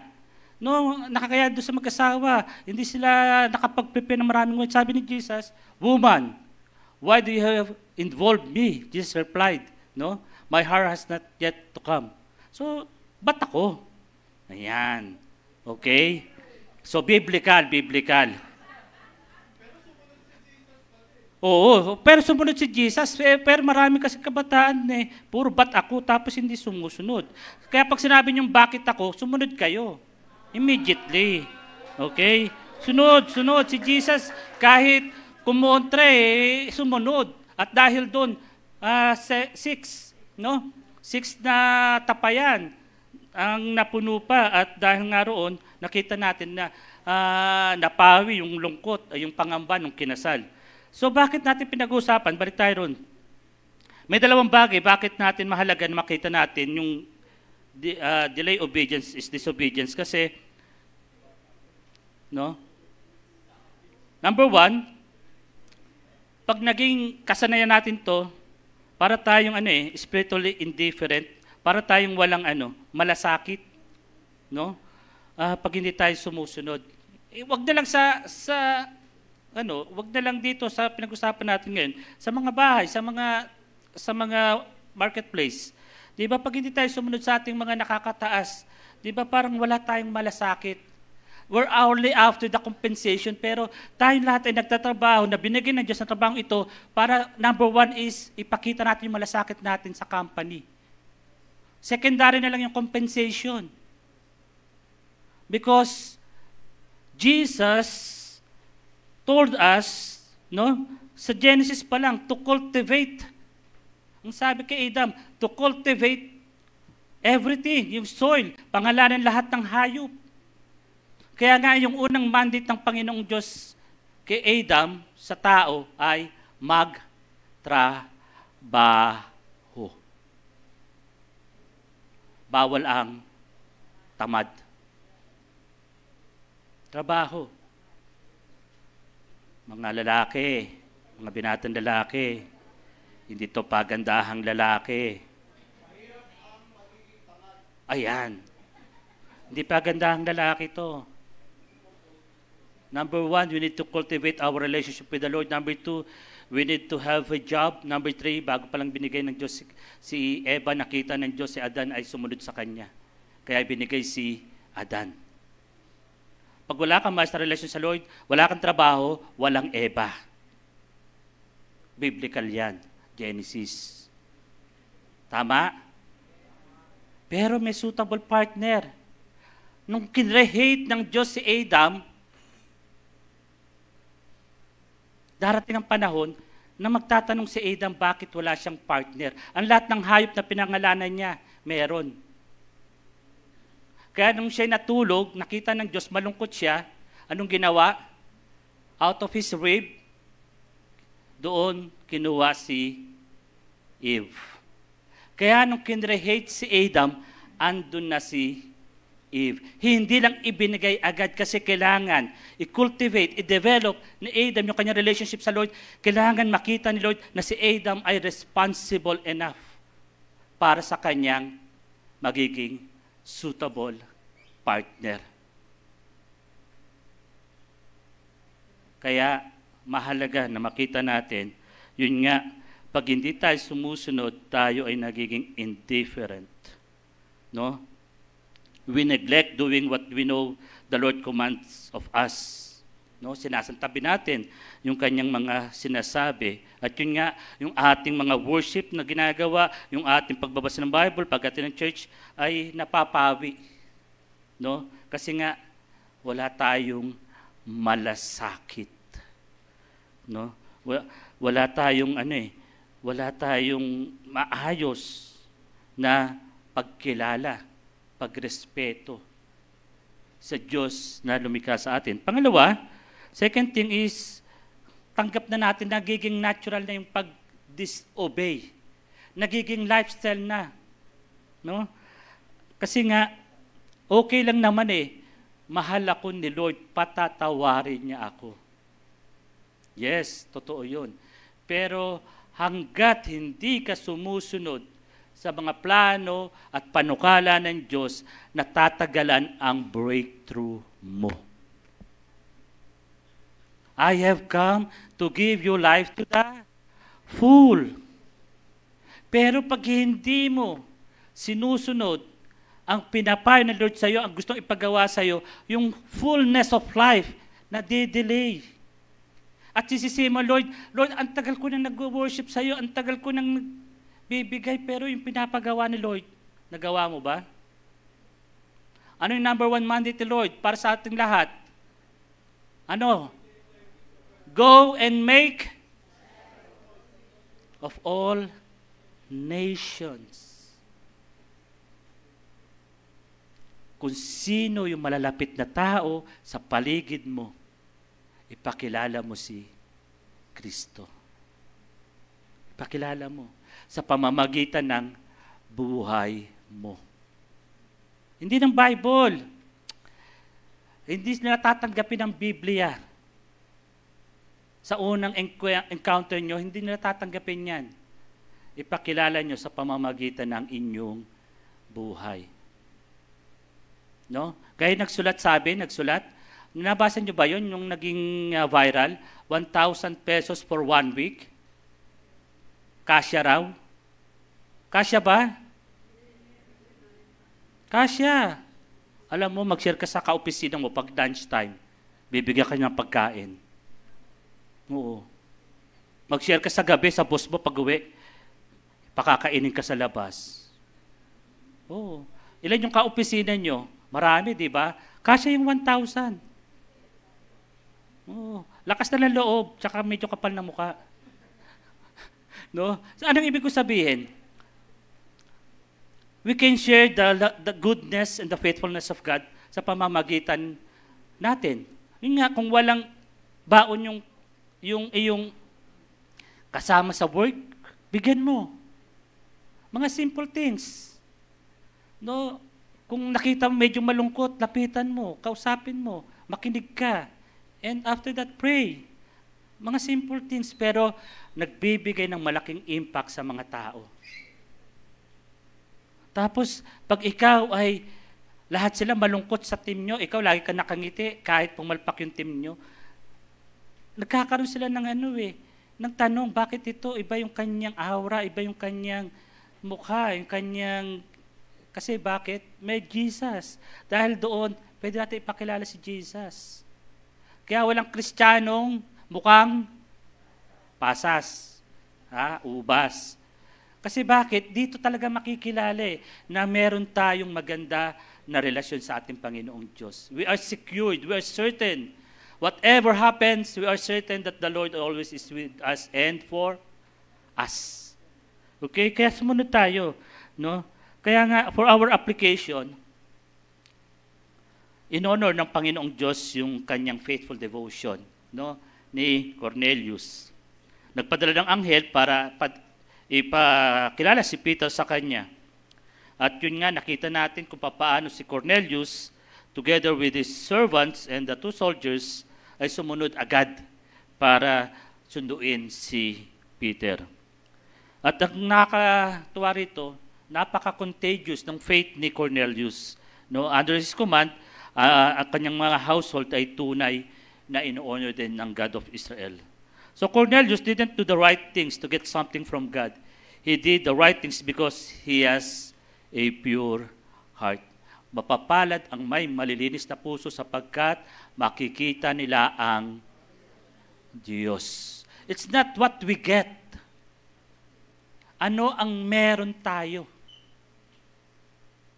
Kaya nakita natin, si Cornelius ay talagang pinagpala ng Diyos. Dininig ang kanyang panalangin. So what we must do to prepare future generation, no, of leaders and members of this church, no, yung ating masusunod na generation, apprentices or disciple of Jesus are marked by being with Him, becoming like Him, and doing as He did. A disciple, sabi sa Matthew 4:19, "Come, follow me, and I will make you fishers of men." A disciple knows and follows Christ. A disciple is being changed by Christ. And a disciple is... Hello? Yan. A disciple is being changed by Christ, and a disciple is in mission with Christ. Taas dito ang mga disipulo ni Kristo. Taas ang kamay. Taas ang kamay. Ikaw yun, wala nang iba. Huwag kayo tumingin sa akin. Ikaw yun. Ikaw yun. Yes, maaring hindi ka pa disciple maker, pero you are disciple of Jesus, of Christ. Maaring hindi ka pa disciple maker. Ikaw ay ando doon pa lang sa tinatawag natin spiritual baby, child. Yes, eventually. Kaya nga tayo may naririnig dito mga salita ng Diyos. Ito yung ating spiritual milk for us to be an effective disciple maker pagdating ng panahon. No? So, next week we will see Cornelius' transition from a devout God seekers to Jesus follower. No? Para ma-fulfill yung sinasabi ng Diyos kay Abraham na the whole nation will bless through him. So for our reflection, tignan natin mga sarili, no? I-assess natin. Ano ang itinuturo sa atin ng talatang ito tungkol sa Diyos? At paano natin ito i-apply sa ating sarili? Okay?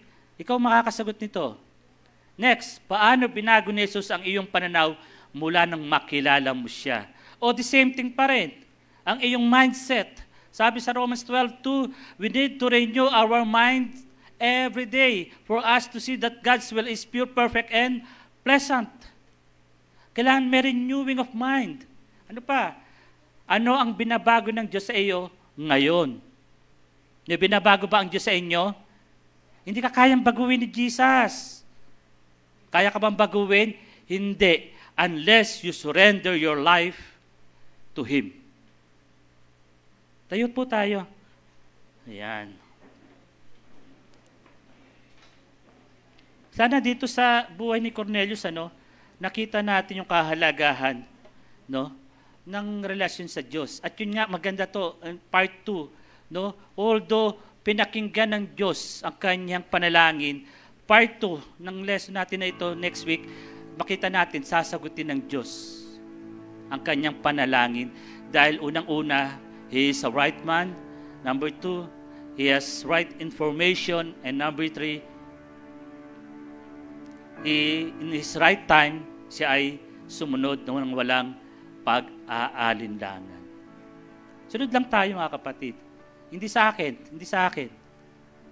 Sa Diyos na nagmamahal sa iyo. Kay Christ. Kay Christ. At sigurado ako, you experience the fullness of joy. Let us all pray. Lord, marami pong salamat sa iyong mga salita. May isang Cornelius, Panginoon, na kinilala ka, bagamat siya Gentile, siya ay matulungin, Panginoon, laging nananalangin. Pero Lord, hindi sapat na magkaroon lamang ng kaalaman patungkol sa iyo. Hindi sapat, Panginoon, yung mga devotion na gagawin kung wala ang magandang relasyon na pagtanggap sa iyo bilang aming Diyos at tagapagligtas. Kaya, aming Jesus, narito kami, Panginoon, na muli binubuksan ng aming mga puso. Lord Jesus, come into my heart. Come into our hearts, O Lord. Ikaw ang aming makitang nakaupo sa trono ng aming puso. Ikaw ang aming maging Diyos, tagapagligtas. Ikaw ang aming Panginoon. Lord, patawarin mo kami. Marami kami ng kasalanan na gawa sa iyo. We neglect your word. We disobey you, O God. Pero salamat dahil patuloy kang tumatanggap at nagpapatawad ng aming mga pagkakamali. Lord, we thank you for the assurance of our salvation. We thank you for Jesus that we have this relationship na walang pwedeng kaaway na sirain yung magandang relationship namin ito sa Kanya. Because you are God of covenant. Hindi man kami maging tapat sa iyo. Patuloy kang magiging tapat at mabuti para sa amin. Lord, tinatas ko ang aking mga kapatid sa magang ito, God. Lord, makita mo na ang bawat isa ay fully surrendered ang puso sa iyo. Ang bawat isa ay very willing to go and make disciples of all nations. We love you, Lord. We love you, Lord. And thank you for loving us first. In Jesus' mighty name we pray. Amen and amen. God bless us.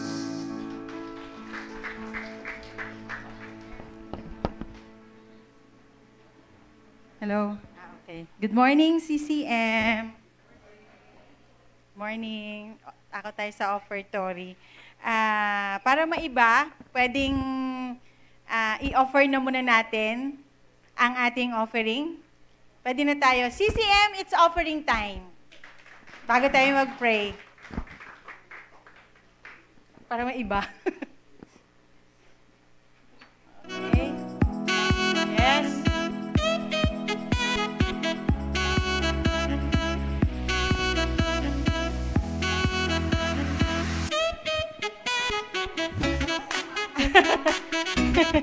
Ay, iba.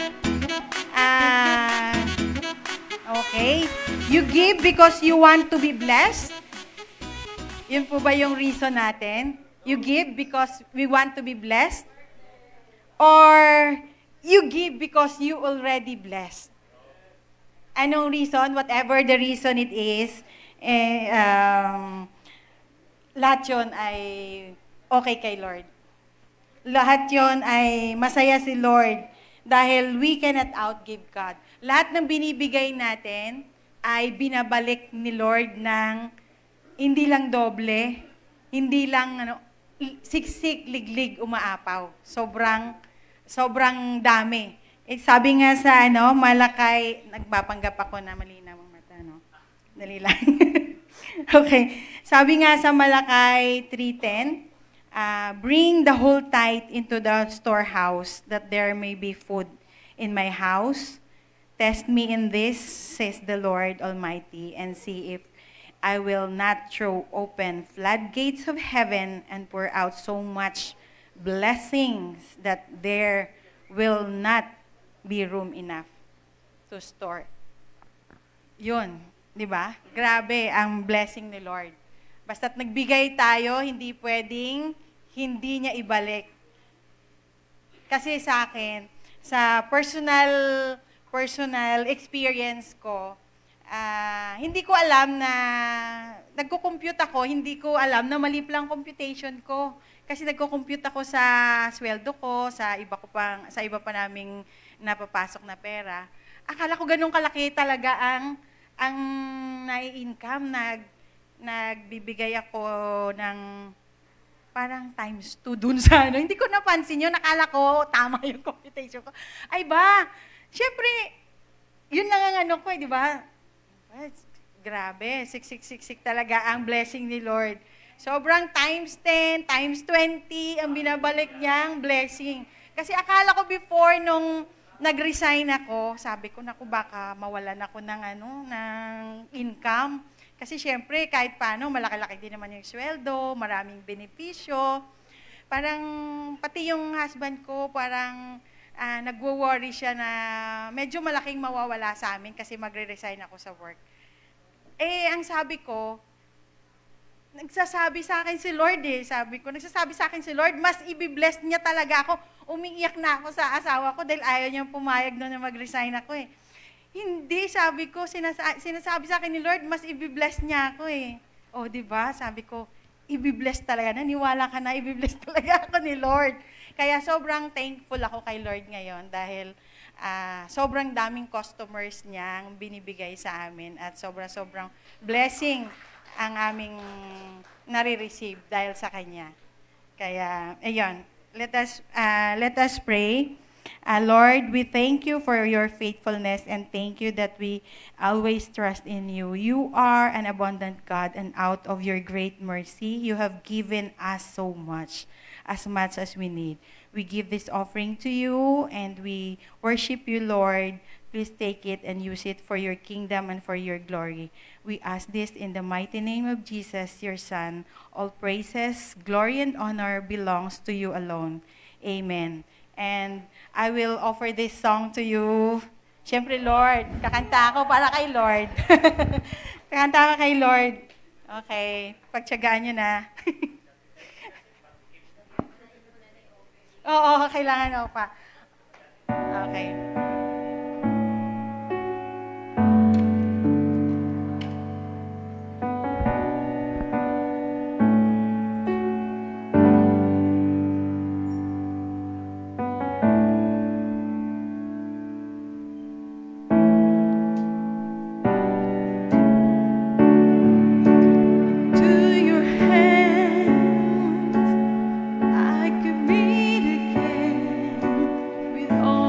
I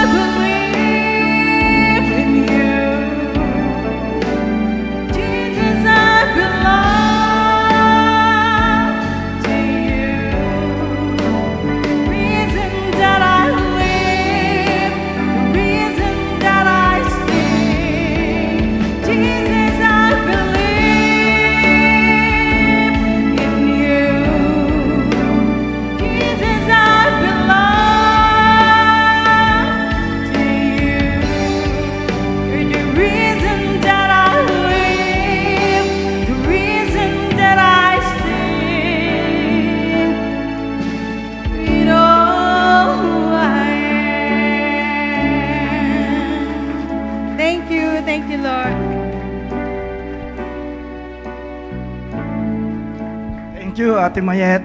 Hindi po ako kakanta. Babasahin ko sa inyo ay ang gusto at kautusan ng ating Panginoon sa ating bago tayo maghiwa-hiwalay. Mangyari po, tumayo tayo lahat.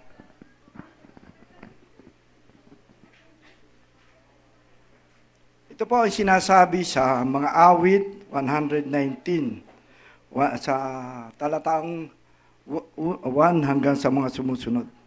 Ito po yung kautusan ni Yahweh para sa atin. Mapalad ang mga taong malinis ang pamumuhay. Kautusan ni Yahweh ay sinusunod araw-araw. Mapalad ang sumusunod sa kanyang patakaran, buong pusong naghahanap sa kanyang katotohanan. Ang gawain ay matuwid, namumuhay silang ganap. Sa kanyang kalooban ay doon sila lumalakad. Binigay mo nga sa amin ang iyong mga utos upang buong pagsisikap na ito ay masunod, na ito ay aming masunod. Gayon ako'y umaasang maging tapat, susundin ang iyong utos, susundin ng buong ingat. Kahiyan ay hindi ko matitikman, magpakailampaman, kung ako ay susunod ng tapat sa iyong kautusan. Ang matuwid mong tuntunin habang aking tinatarok, buong pusong magpupuri, pupurihin kitang lubos. Ang lahat ng iyong utos ay sisikapin kong sundin. Huwag mo akong iiwanan, huwag mo akong lilisan. Ang papapala ng Panginoon sa pagkabasa at pagkarinig ng kanyang kautusan. Tayo po'y manalangin. Panginoon namin Diyos na makapangyarihan sa lahat, ang pagpapala at papatnubay mo sa araw na ito ang aming pinasalamat ng bawat isa sa amin. Salamat Panginoon sa mga turo, mga word na binigay ng aming pastor na nagpapalakas ng aming pananampalataya at nagpapalakas na ang aming loob para sa magulong sanlibutan ito, Panginoon. Salamat sa mga awit, salamat sa mga prayer na nadinig namin sa araw na ito, Panginoon. Panginoon, tunay ka namin dinadakila dahil ikaw ang Diyos ng may gawa ng lahat. Ikaw ang Diyos na nagbibigay ng buhay sa bawat isa sa amin. Salamat, Panginoon, sa mga pag-iingat mo, pagpapala na ginagawa mo sa aming mga leaders. Kasama na rin po ang inyong mga lingkod at ang mga taong nasa harapan mo, Panginoon. Patuloy kami, Panginoon, patuloy kami, Panginoon, nagpapasalamat sa mga ginagawa mong pag-iingat sa bawat buhay ng bawat isa sa amin. Salamat, Panginoon, sa mga talentong binibigay mo sa bawat isa na nagagamit namin sa pagpanambahan at panambahan sa iyo, Panginoon. Panginoon, wala kaming masabi, wala kaming maisip sa aming puso at isipan, kundi ang pasalamat dahil nalaman namin, Panginoon, ang mga karunungan ng iyong mga salita na ginagamit namin, Panginoon, sa araw-araw namin pamumuhay. Panginoon, sa aming paghihiwalay, ang pagpapala at patnubay, ang igawad mo sa amin sa bawat isa sa amin. At ang may mga karamdaman, Panginoon, pagalingin mo sila, maging ito spiritual, physical o material, Panginoon. Panginoon, muli ang aming pasalamat sa kadakilaan mong ginagawa sa buhay ng bawat isa sa amin. Ang lahat ng anak ay magsabi ng Amen and Amen.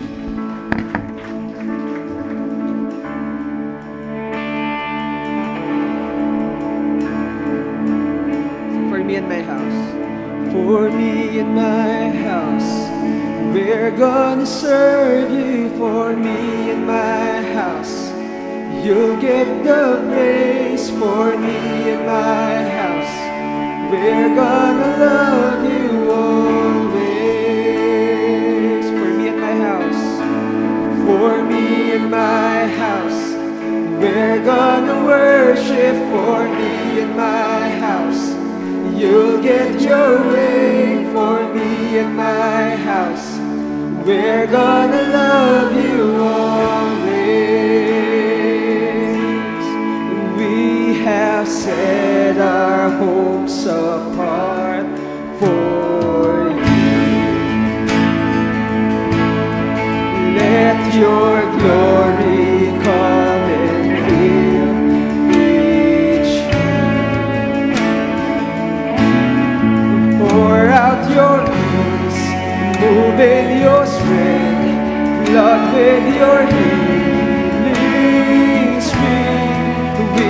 have set our hopes apart for you. For me and my house, for me and my house, we're gonna serve you. For me and my house, you'll get the praise. For me and my house, we're gonna love you always. For me and my house, we're gonna worship. For me and my house, you'll get your way. For me and my house, we're gonna love you always. We declare our hopes are holy. Sons and daughters are rising. Let the young sing, let the old dream, till joy has been released. We declare our hopes are holy ground. Oh, for me and my house, we're gonna serve you. For me and my house, you'll get the praise. For me and my house, we're gonna love you always. For me and my house, we're gonna worship. For me and my house, you'll get your way. For me and my house, we're gonna love you always. I speak to the enemy, you can't have my family, 'cause we belong to you. With heaven's authority, we take back our destiny, 'cause we belong to you. I speak to the enemy, you can't have my family, 'cause we belong to the Lord. With heaven's authority, we take back our destiny, 'cause we belong to the Lord. I speak to the enemy, you can't have my family, 'cause we belong to the Lord. With heaven's authority, take back our destiny, 'cause we belong to the Lord. Yes, we belong. Yes, we belong to the Lord. For me and my house, We're gonna serve you. For me and my house, you'll get the praise. For me and my house, we're gonna love you always. For me and my house, we're gonna worship. For me and my house, you'll get your way. For me and my house, we're gonna love you always. For me and my house, we're gonna love you always. For me and my house, for me and my house, we're gonna love you always. We love you, Lord, and thank you for loving us back. That's the life. We praise you, Lord. Thank you po for coming to the Alexandria.